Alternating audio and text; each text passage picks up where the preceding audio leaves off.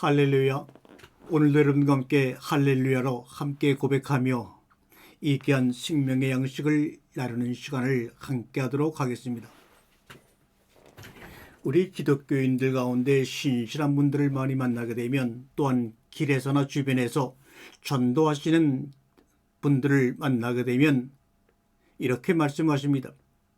우리가 하나님께 구원을 받고 영생을 얻으려면 우리가 먼저 내 자신이 죄인인 것을 알아야 한다, 이렇게 얘기합니다. 거기에 대해 제가 어떤 잘못된 것이라고 말하려고 하는 것이 아닙니다. 맞습니다. 그런데 그렇게 말씀하고 있는 분들이 생각하고 있는 죄라는 개념은 어떤 개념이냐? 진정 우리 성경에서 하나님이 우리에게 말씀하시는 죄라는 개념을 제대로 인식하고 있느냐?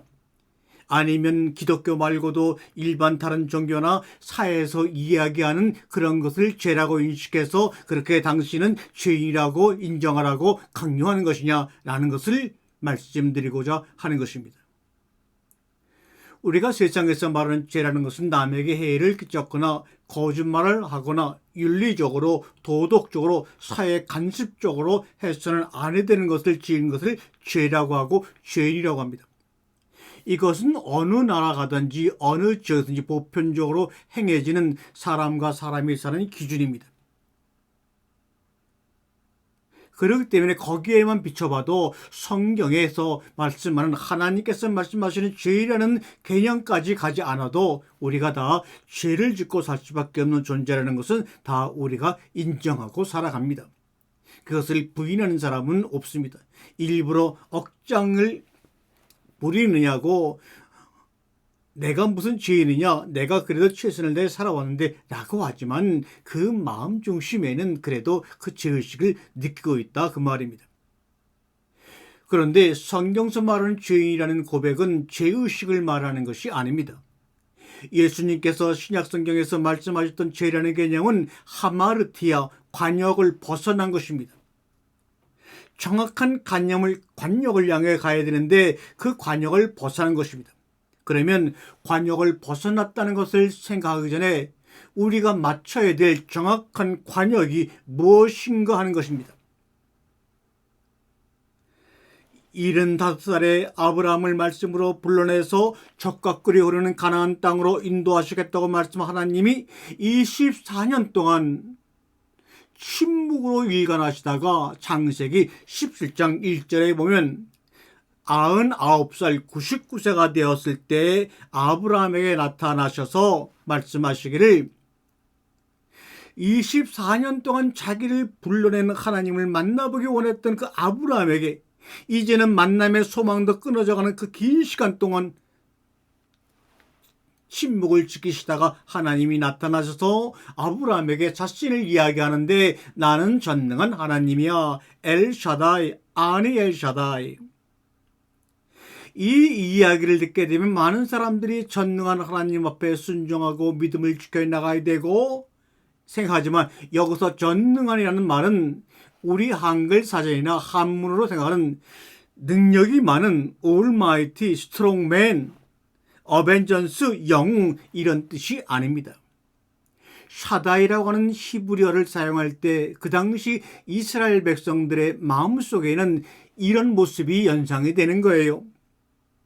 아기를 낳은 산모가 젖이 퉁퉁 불어서 이제는 언제든지 아기에게 날마다 젖을 먹일 준비가 되어 있는 상태를 의미하는 것이 전능한이라는, 바로 창세기 10장 1절에 하나님이 말씀하신 전능한 하나님이라고 할 때 전능한 샤다입니다. 그러므로 여기에 비춰보게 되면 우리가 관역을 맞춰야 될 것은 어디냐? 우리가 달려갈 것은 어디냐? 바로 우리를 지으시고 우리를 낳으신 하나님 아버지가 우리에게 양식을 주시기 위해서 젖이 퉁퉁 불어 온전한 먹일 준비가 되어 있는 그 하나님 앞으로 우리가 가는 것입니다. 이것이 바로 관역의 최종 중심입니다. 그런데 거기를 가지 아니하고 다른 곳에서, 사방에서 하나님의 품을 떠난 사람들을 우리가 뭡니까? 죄를 지었다, 이렇게 말합니다. 그런데 처음부터 자기 자신이 의지적으로 하나님의 품을 떠난 사람을 별로 없으고요. 하나님을 알지 못하는데, 하나님을 알지 못하는 상황 속에서는 하나님을 찾아갈 수도 없고 그분의 나를 지으신 아버지라고 인정하고 그분의 품에 머물러 있을 사람도 없습니다. 우리가 하사를 쏠 때에는 누구나 하살의 정중앙을 맞추기를 원합니다. 그런데 일부러 정중앙을 맞추기 싫어서 다른 곳으로 쏘는 사람은 없을 것입니다.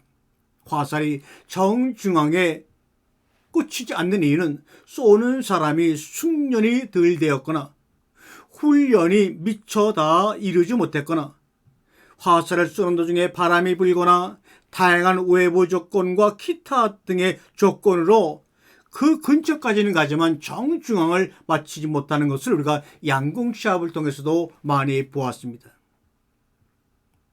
그래서 우리가 죄인이라는 고백과 인식도 중요하지만 그 죄라는 것이 어디를 벗어났기 때문에 우리가 그렇게 죄라는 그런 울타리 속에서 살아갈 수밖에 없었던가라는 것을 깨달아야 합니다.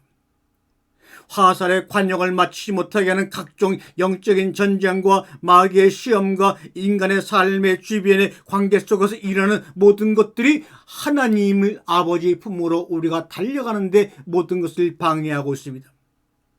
우리의 영혼의 연약함이 바로 그 관역을 향해 달아갈 때 힘이 떨어져서 가지 못하고 포기하도록 할 때가 많이 있습니다. 그러므로 우리가 늘 꼭 생각해야 할 것은 관역을 벗어나서 관역을 잊어버린 사람들을 죄라고 말할 때는 그 죄라고 말하고 죄인이라고 고백하라고 말할 때에는 그 마음의 한쪽에는 중심에는 당신은 당신을 낳으시고 생명의 양식을 먹일 준비가 되어 있는 그분을 향해 그분의 품으로 가야 되는데 아버지 하나님은 당신에게 나타나셔서 말씀하셔서 나는 너를 안고 싶다. 품에 안겨서 내가 너에게 지음에서 창조로 흙에서 말씀의 사람으로 변화시키기 위해서 내가 너를 품고 싶다고 하는 아버지의 간절한 마음을 전하는 통로가 되어야 한다는 것입니다.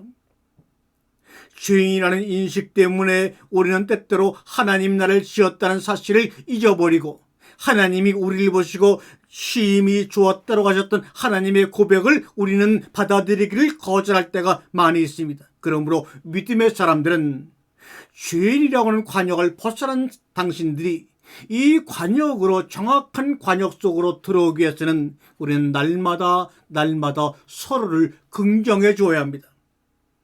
왜 우리가 삶에서 용기를 잃고 실망하고 낭망하고 때로는 자살을 하고 우울증에 걸리고 공황증에 걸리고 아주 다양한 심리적인 고통을 겪습니까?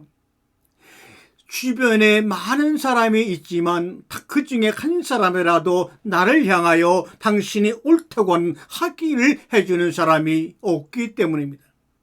그래서 오늘 말씀의 제목은 당신이 살면서 옳다는 확인이 부족할 때 어떤 일이 일어나며 어떤 삶이 생기느냐라는 것을 함께 말씀을 나누고자 합니다.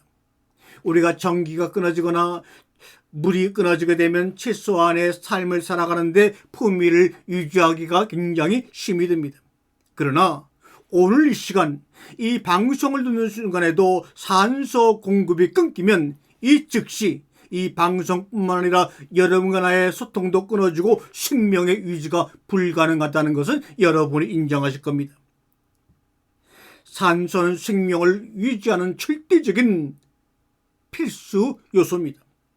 맑은 공기를 통해서 폐로 들어온 산소는 혈액 속 적혈구에 실려서 우리의 온 몸으로 운반됩니다. 적혈구는 폐로 들어온 산소를 어깨에 짊어지고 택배 배달원처럼 먼 길을 떠납니다. 몸의 구석구석 말단 조직까지 일일이 찾아가 산소를 배달합니다. 우리 몸의 적혈구는 잠시도 쉬지 않고 일하는 고맙고 성실한 산소 배달원입니다.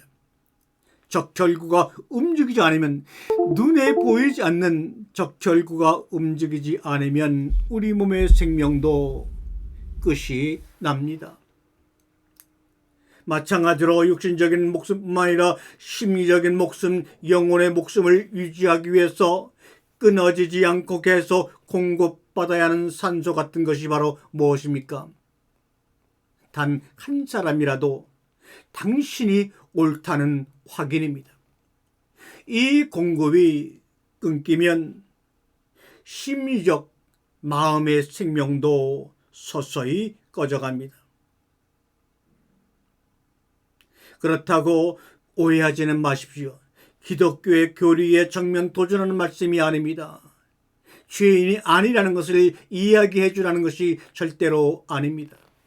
사람은 옳기도 하지만 잘못 판단하고 행동할 때도 있는데 어떻게 늘 옳다고 목사님 말할 수가 있나요?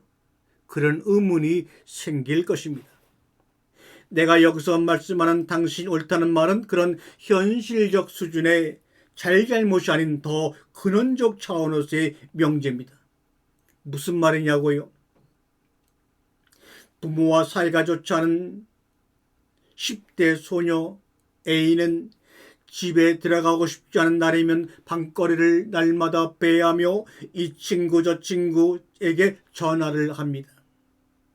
그럴 때 친구들의 견해 이런 소리를 듣습니다. 야, 거리에서 웬 청승이야? 집에 들어가라 이 봉신아. 이런 소리 말입니다. 물론 아무 생각 없이 편하게 친구니까 한 이야기일지 모르지요. 맑은 공기가 절실한 순간에 매연으로 가득 찬 지하주차장에 갇히는 느낌이었을 것입니다.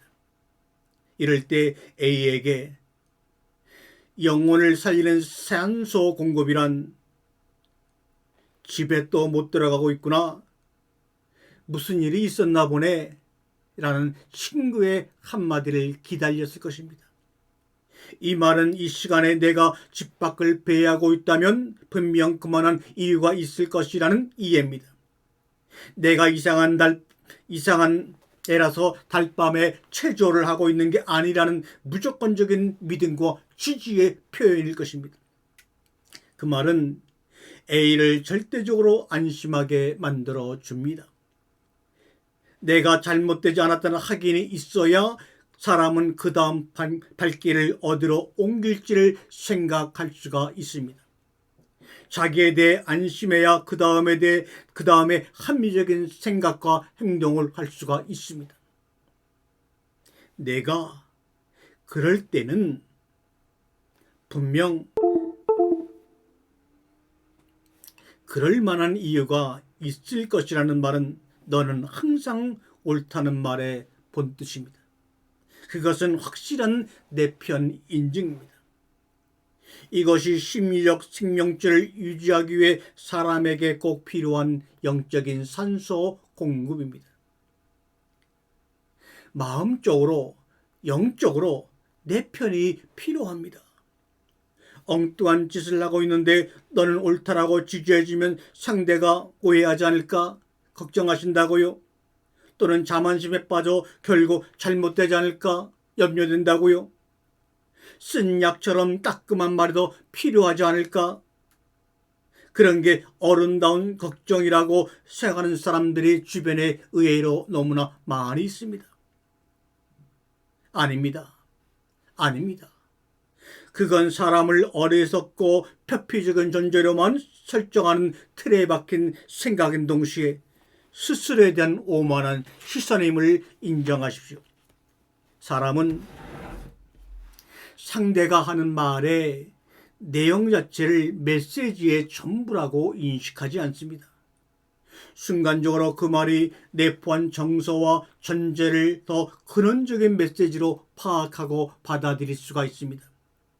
너는 옳다고 해주면 A라는 10대 소녀는 지금 집 밖을 배회하는 내가 참 잘하고 있구나 하고 믿는 게 아니라 찔찔하게 구는 나를 비난하지 않고 있는 그대로 받아주는 사람의 존재를 통해서 자기 자신의 존재에 대해서 안심하게 된다는 말입니다. 산소가 희박한 순간에 고농축 산소가 들어가는 것입니다. 사람은 기계적인 존재가 아니에요. 생각보다 훨씬 입체적이고 정서적인 존재입니다. 어른도 그렇고 아이도 그렇습니다. 가장 절박하고 쉼이 붙이는 순간에 사람에게 필요한 건 내가 그랬다면 다 그만한 이유가 있을 것이니 너는 오라. 자기 존재에 대한 수용이 필요한 겁니다. 너는 옳다는 존재에 대한 수용을 건너뛴 객관적인 조언이나 도움은 산소 공급이 제대로 되지 않은 사람에게 요리를 해주는 일처럼 불필요하고 무의미한 것입니다. 저 사람은 지금 내가 산소가 필요하다는 걸 모르는 사람이라는 걸 확인시켜주는 인증 작업일 뿐입니다. 호흡이 가빠 산소 호흡기가 필요한 사람에게 양념치킨을 시켜준다면 고마운 일도 아니고 도움이 될 일도 없습니다. 17살 A도 생각을 합니다. 이 추운 날 나는 왜 거리에서 이러고 있을까? 집을 뛰쳐나올 때는 나올 만한 명백한 이유가 있었음에도 자기도 자기를 다시 추궁하고 있었을 것입니다. 내가 옳다는 타인의 확인이 필요한 건 이렇게 자기 자신도 전적으로 자기 편이 돼주기 힘들기 때문입니다. 나는 왜 이러고 있나? 도대체 매번 사람들에게 이런 식의 자기 분열적 사고가 습관이 되어 있습니다. 그런 생각할 리가 없어라고 머릿속에 떠오르는 사람조차 실제로는 그렇습니다. 인간이 본래 그런 존재이니 우리에겐 우리의 일상을 날마다 지탱해줄 최소한의 외부적인 산소 공급이 필요할 수밖에 없습니다.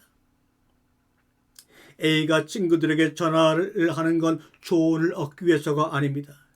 정서적인 내 편이 필요했기 때문입니다.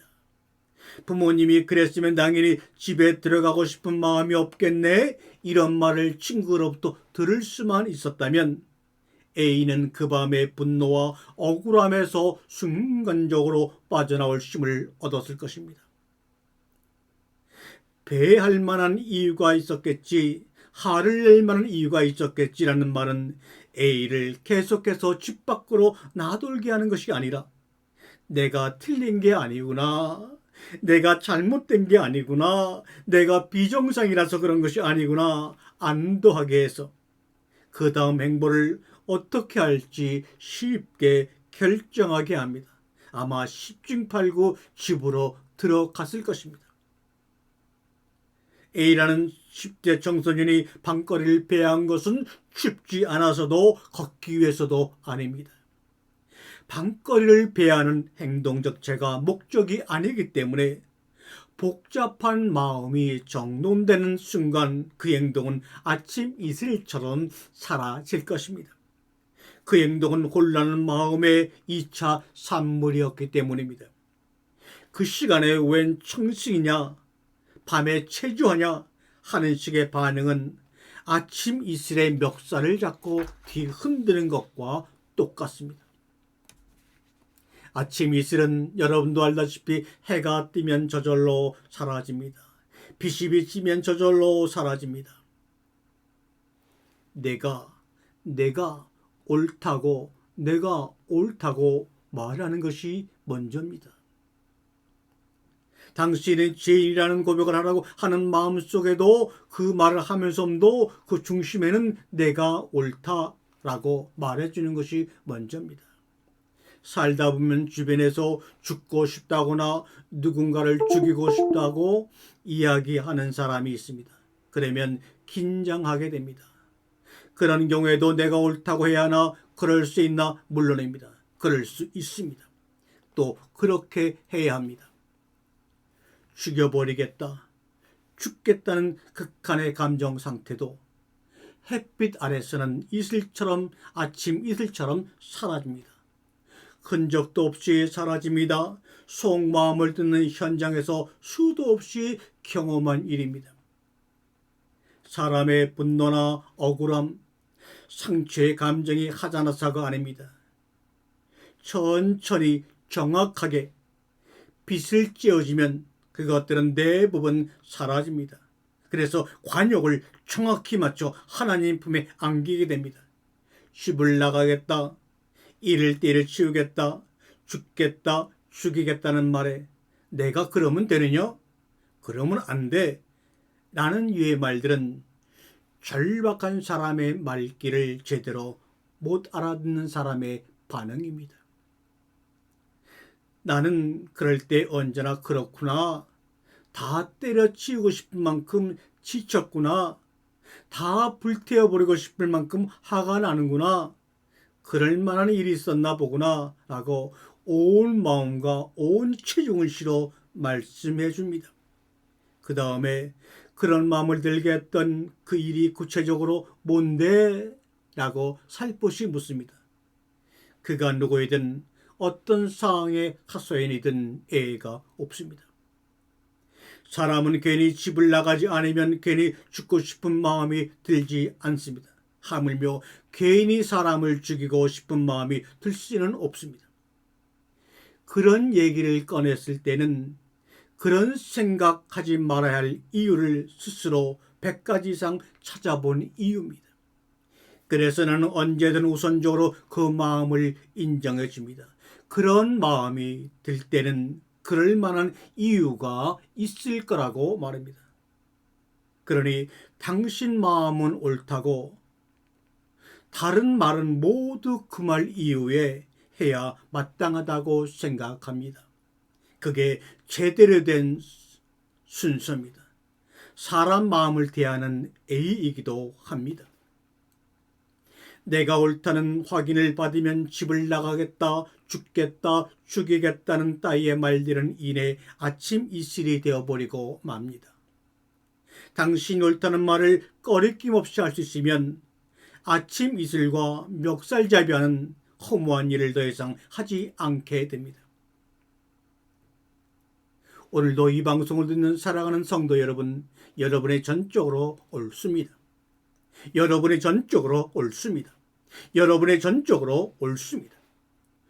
저의 온 영혼과 온 체중을 실은 이 짧은 문장만큼 여러분과 제가 누군가를 강력하게 변화시키는 말은 세상에 또 존재하지 않습니다. 주님은 우리에게 죄인이라는 말을 한 적이 없습니다.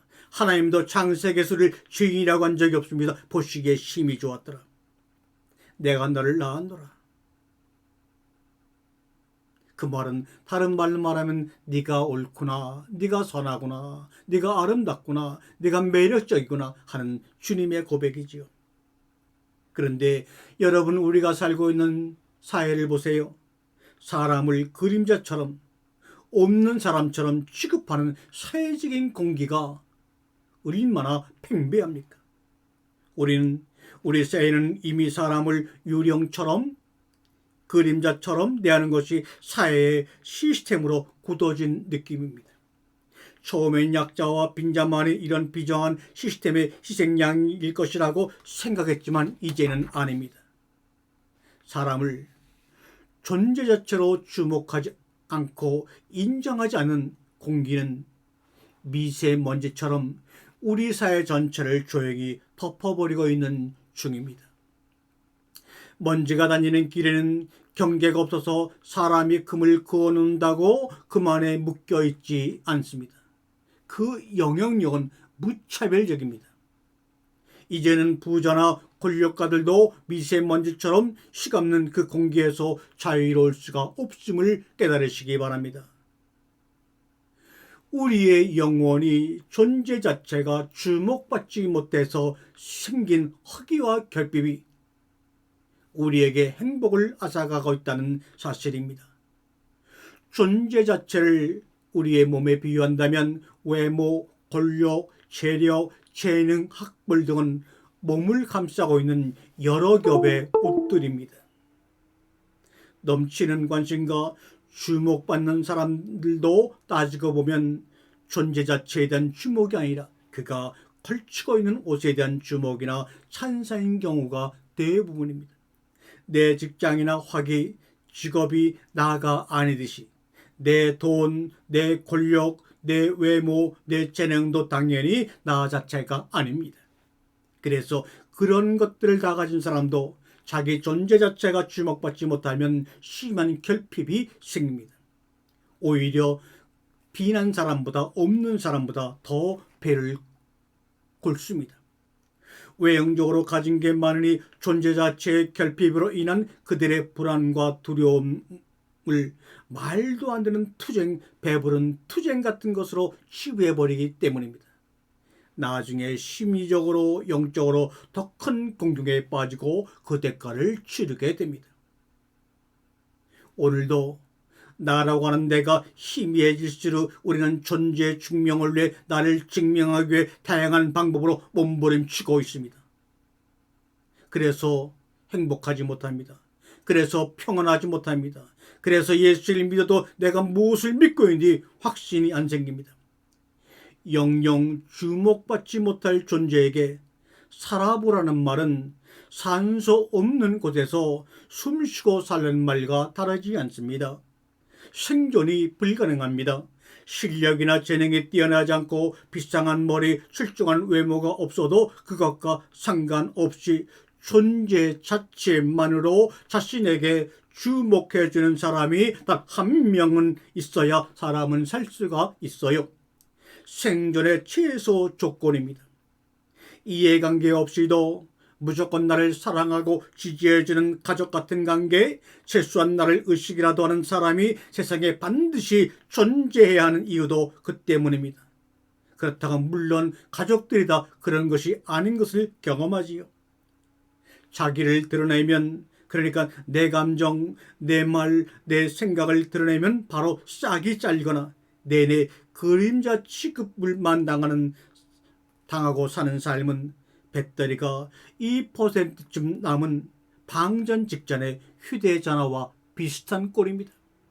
숨이 곧 끊어질 운명이란 점에서 그렇습니다. 휴대전화 같은 물건은 완전 방전되면 아무 저항 없이 작동이 멈추지만 우리 사람은 다르지 않습니까?